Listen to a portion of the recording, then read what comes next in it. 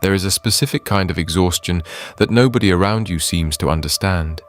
It is not the exhaustion of working too hard or sleeping too little. It is the exhaustion of a mind that never stops. A mind that replays conversations that ended hours ago, that maps out every possible way a situation could go wrong, that lies awake at 2 in the morning, not because something terrible happened, but because it cannot stop asking, what if something does? And here is what makes it lonelier. From the outside, you look fine, functional, often impressive. People who know you probably think of you as thoughtful, perceptive, someone who really listens, someone who really understands. They have no idea that the same mind producing all of that is also the mind running a continuous, exhausting audit of everything you have ever said or done or failed to do. Carl Jung spent decades studying people exactly like this, and his conclusion was not what most people expect. He did not say they were anxious. He did not say they were weak. He did not say they were broken. He said they were listening to the wrong voice, and that until they understood which voice it was and where it was actually coming from, no amount of discipline or positive thinking or telling themselves to just let it go would ever be enough. This is what Jung actually said, and by the end of this, you may never think about your own thinking the same way again. To understand why certain people think too much, Jung believed you first have to understand the structure of the psyche, not the brain in the neurological sense, but the psyche in the full, living sense, the whole inner world. In Jung's framework, the conscious mind, the part of you that is aware right now, listening to these words, forming opinions and plans and responses, is only a small fraction of who you are. Beneath it, vast and ancient and largely invisible, is the unconscious. And the unconscious is not empty space. It is full of everything that has ever happened to you, full of every version of yourself that was told it was not acceptable, full of patterns, images, instincts, and voices that have been accumulating not just over your lifetime, but Jung believed over the entire history of the human species. Jung called the personal layer of the unconscious the shadow, and the shadow is precisely what its name suggests. Everything the light of consciousness does not fall on. Everything you learn to hide, suppress, deny, or push away because the world around you made clear it was not welcome. Your rage that was too inconvenient for your family. Your grief that went on longer than other people were comfortable with. Your hunger for something deeper than the life you were handed. Your fear that underneath all your competence and capability, there is something unworthy. All of that lives in the shadow. And the shadow does not disappear simply because you have stopped looking at it. In fact, Jung found something remarkable. The more energy a person spends trying not to think about something, trying to resolve it, trying to make it make sense so they can finally put it down, the more power it accumulates. The shadow grows in the dark. It does not shrink.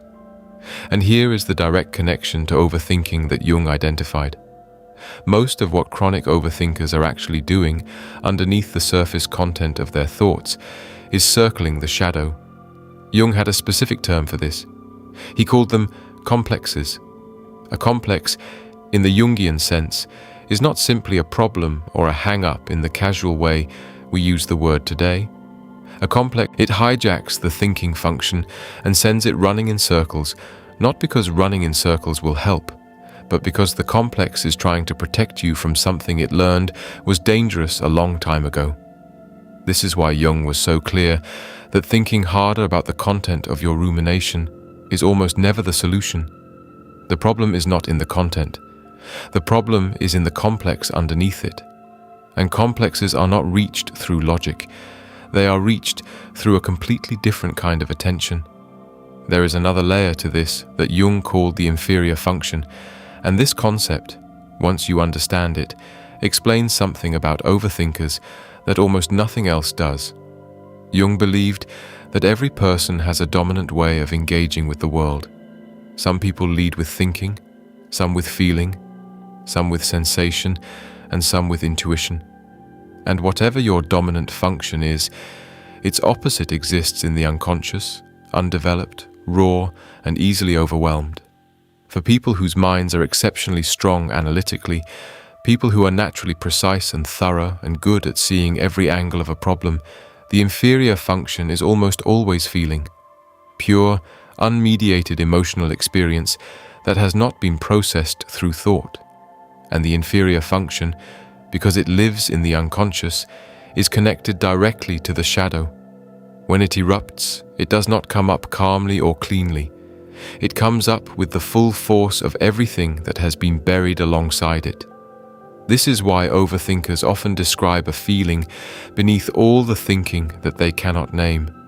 A kind of formless dread, a heaviness that the thoughts seem to be circling without ever actually touching.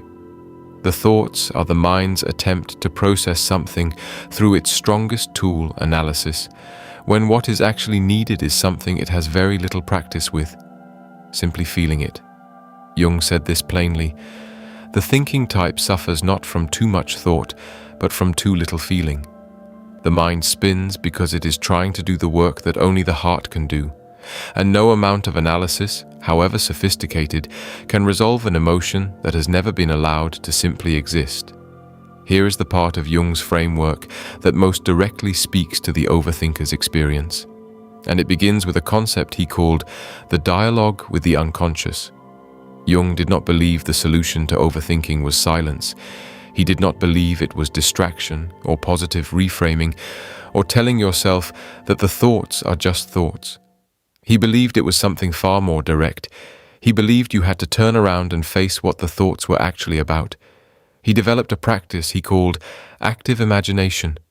And it is unlike anything in modern psychology because it does not try to manage the unconscious. It enters into conversation with it. The practice is simple in description and genuinely difficult in execution. You sit quietly. You let the thought loop begin, the one you have been trying to stop. And instead of trying to redirect it, you ask it a question. What are you actually trying to tell me? And then you wait. Not for a logical answer, not for a plan. You wait for whatever comes. An image, a feeling, a memory, a voice that says something you did not expect. You write it down without editing it, without judging it, without asking whether it is rational or useful or something you should be feeling. What Jung found, consistently, over decades of clinical work, was that the thoughts people had been trying to suppress for years often carried something important. Not a solution in the conventional sense, but a truth, a need, a grief, a desire. Something that had been trying to surface and had no other way to do it except through the relentless repetition of anxious thought. When the unconscious finally felt heard, the spinning slowed. Not because the problem was solved, because the part of the psyche that was driving the loop finally had what it was actually asking for: to be acknowledged, to be seen, to stop being pushed away. There is something else Jung observed about people with highly active, deeply reflective minds that almost never gets said directly enough. He believed they were not suffering from a defect. He believed they were suffering from an unlived life. Jung used this phrase to describe a specific kind of psychological pain. The pain that comes not from what has happened to you, but from what you have not yet allowed yourself to be. The creativity that was never expressed. The truth that was never spoken. The path that was never taken because it felt too uncertain or too selfish or too far from what was expected. When those parts of the self go unlived, they do not disappear. They turn inward.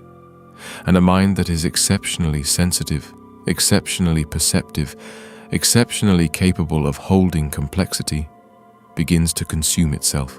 The rumination, the what-ifs, the replaying of old conversations, the endless second-guessing, Jung would say much of this is displaced energy.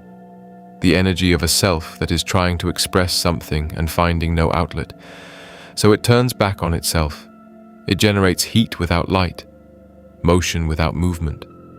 The question Jung would ask an overthinker is not how do we stop the thinking. It is what is the thinking protecting you from beginning? What Jung ultimately believed about people who think too much is something worth sitting with. He did not see them as damaged. He did not see them as people who needed to be quieted or corrected or medicated into stillness. He saw them as people whose inner world was extraordinarily alive and who had not yet been given permission, or the tools, or the safety to meet it honestly. The shadow that drives the rumination is not the enemy. It is the part of you that has been waiting, sometimes for decades, to be integrated, to be brought into consciousness, to stop being the thing in the dark that the mind circles without ever quite approaching. The complexes that seize your thoughts in the middle of the night are not malfunctions. They are messengers, uncomfortable, relentless, exhausting messengers, but messengers nonetheless. They carry information about old wounds that never finished healing, about needs that were never met, about parts of yourself that are still waiting to come home. Jung spent his career saying one thing above all others: the purpose of the inner life is not to be managed, it is to be known. And for people who think too much, the path through is not thinking less, it is thinking differently, going deeper instead of faster, turning toward the thing that the loop is circling instead of trying to outrun it. The mind that cannot stop is not broken. It is looking for something, and most of the time, what it is looking for is not an answer. It is the courage to finally feel the thing underneath the question. So here is what I want to leave you with. The next time the loop starts, instead of trying to stop it or redirect it or reason your way through it, try something different. Get quiet. Let it begin. And then ask it, out loud or in writing, the question Jung would ask: what are you actually trying to tell me? Write down whatever comes, not the logical answer. Whatever actually comes, the image, the feeling, the memory, the fear you have been careful not to look at directly. Do that for 30 days, just 10 minutes each morning, and pay attention to what keeps appearing beneath the surface of the thinking.